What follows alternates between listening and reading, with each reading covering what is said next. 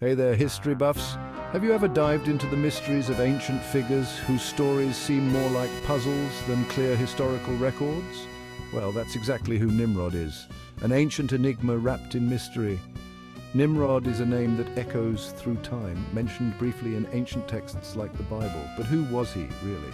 Despite numerous scholars' attempts to link him to figures like Gilgamesh or Sargon II, these connections fall short.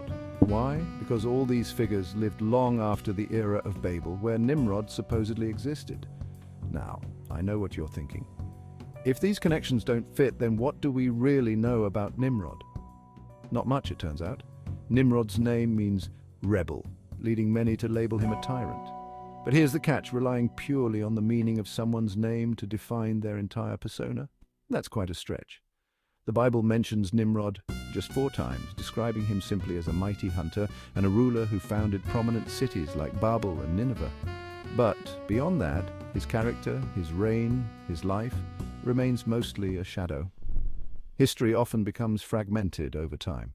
With the confusion at Babel, where languages were mixed, the early records of Nimrod's achievements might have been lost or altered as people spread across the earth. This dispersion could have led different cultures to weave Nimrod into their histories in varied ways, adapting his legend to fit their heroes. What does this mean for us? It's likely that the true identity of Nimrod will continue to elude us. The scant references and lack of verifiable historical records leave us with more questions than answers. Was he the person behind the construction of the Tower of Babel? What was his true nature as a ruler? These are questions that might never get definitive answers. One thing is sure: Nimrod's mention in ancient texts serves as a reminder that from the dawn of history, there have been influential individuals who've left indelible marks on human civilization, not just in their achievements, but in the mysteries they leave behind.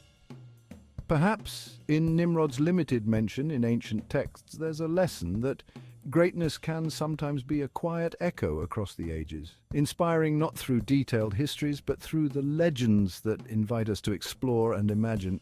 So let's keep delving into the past, uncovering bits and pieces of the grand human story, and maybe, just maybe, we'll find more clues about the enigmatic Nimrod. Until then, keep questioning, keep exploring. History is not just about answers, it's about the journey to find them. Thanks for tuning in, and I'll see you in the next mystery.